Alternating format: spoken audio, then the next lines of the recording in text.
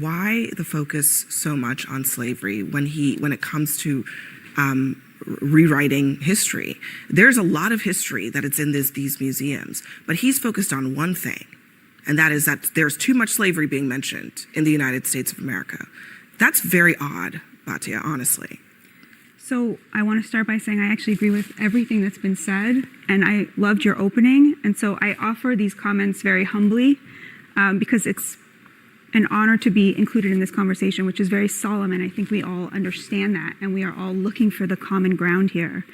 And so what I'm about to say, I don't mean in any way to negate that tone, but starting around 2011, 2012, sociologists started to notice a shift in white liberal opinion polling to where white progressives became more extreme in their views on race than Black and Hispanic Americans. And they called this, the sociologists called it the Great Awakening.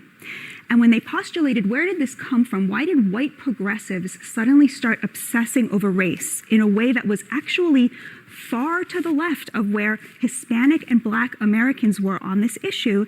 They found that the media had shifted radically how it talked about these issues. So for example, in 2010, the words white supremacy were mentioned 75 times in the Washington Post and the New York Times. But the media is different from museums. In 2020, the words white supremacy were mentioned 700 times in the Washington Post and the New York Times and 2,400 times in NPR. The word racism, 4,000 times in 2020. The words white and racial privilege from 2013 to 2019 grew by 1,500% in the New York Times and the Washington Post. And the word slavery itself exponentially skyrocketed as a percentage of words. I'm offering this only to suggest. I understand. I'm just wondering what do you think is the problem with talking about slavery, white supremacy, racism, et cetera? So the point I'm trying to make here is that liberals will say, well, this is a reflection of reality. But of course it isn't. This is a reflection of a newfound obsession that was driven by the media. And that doesn't reflect either the moral evil of these things or the historical accuracy. I do want to, Batya, is that respectfully, hold on a second, Bakari. Part of the problem is that back, not that long ago, in the 50s, 60s, even beyond that, when there was actual Jim Crow happening in this country, people were actually treating Black people as second-class citizens. We weren't talking about those things at all. But in 2013, those words were virtually never mentioned. Abby, you don't is that better? Was it better than, or was it worse than? You don't think that 2013 is the same as the 1960s, But you're missing, right? respectfully, and I've had this debate many times. Do you really think that there's as big a difference between the 1960s and 2013? I don't think that's not my point. My point is that the use of the language in present day, or the lack of the use of the language back when racism was apparent every single day in the streets of America, doesn't reflect really anything except perhaps a better awareness of the reality that we live in as a country. That's not the point. Do you think the country was more racist in 2013? That's not the point. I didn't say anything about whether the country was more racist point now. Is we're missing the forest for the trees. So yes, although you might want to say, and one of the most amazing things about Barack Obama was that we believed we were in this post-racial society. We are not. And so my point to you is that every ounce of change that we've ever had in this country has been because Black blood flowed through the streets.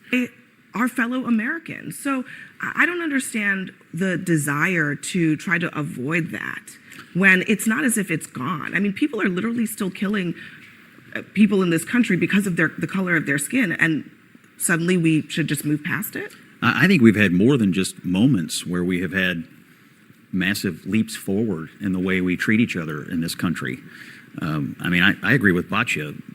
Where we sit today is vastly different than where we sat in the 1960s or the 1920s or the 1860s. I don't think anybody's disputing that. And it's not even close. I don't know, but I don't think anybody's disputing that. I think it's just a question of, do we need to just stop talking about it because we're not in Jim Crow anymore? I don't think anyone's proposing that, but what I do think he is proposing, and I think this is worth discussing, is that as we go into our 250th anniversary, how are we presenting ourselves to the world? Are we presenting ourselves as a country that is obsessed with our worst moment, or are we presenting ourselves as a country that managed to overcome our worst moment and have been improving ever since? It's not about being obsessed. You guys let me know if you think I'm blowing this out of proportion, but you know something that I have to admit kind of frustrates me? Every time Scott or Batya speak honestly about race, there's a prerequisite that they have to preface it with slavery was evil, slavery was horrific. And by the way, I do it too, and I guarantee you out of instinct, I'll continue to do it. Of course it was horrible. It's a travesty. Who disputes that? Because I don't get why we have to say it again and again just to be allowed in the conversation. My hope is that my values, my actions, and my life already prove that I reject racism. But the sad truth is, if these race baiters ever stopped weaponizing slavery, they'd be forced to, dare I say it, think critically for maybe the first time in their lives. Right now, every debate's a shortcut. When their argument runs out, they just pull the race card. Abby even said something like, how does not talking about slavery help us? First of all, I have an idea, Abby, of how it would help us, and I don't know for sure. It's a good question. How about this? How about we just go a month in this country without talking about it and see how things go? I mean, can things really be any worse than when we talk about it 24 hours a day? But secondly, no one even said we should stop talking about it. That's their trick here on CNN on the left. They constantly conflate things into what they're not. At some point, we all have to ask, do we want to be defined by the worst moment in our history or by how far we've come since? To make it easier, apply it to yourself. Do you really want your worst day to define your entire life? I promise you that I don't. That's what CNN wants for America. Here's where I land on this whole thing. America's past includes some pretty vile tragedy, but also triumph.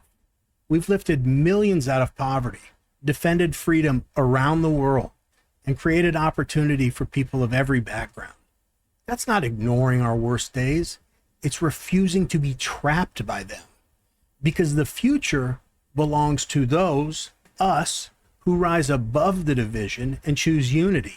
And that's the America that I want to leave behind. But what do you guys think? Should America be defined by its worst mistakes or by its greatest achievements? Honestly, maybe I'm out of line here. Maybe I'm blowing this out of proportion. Let me know in the comments.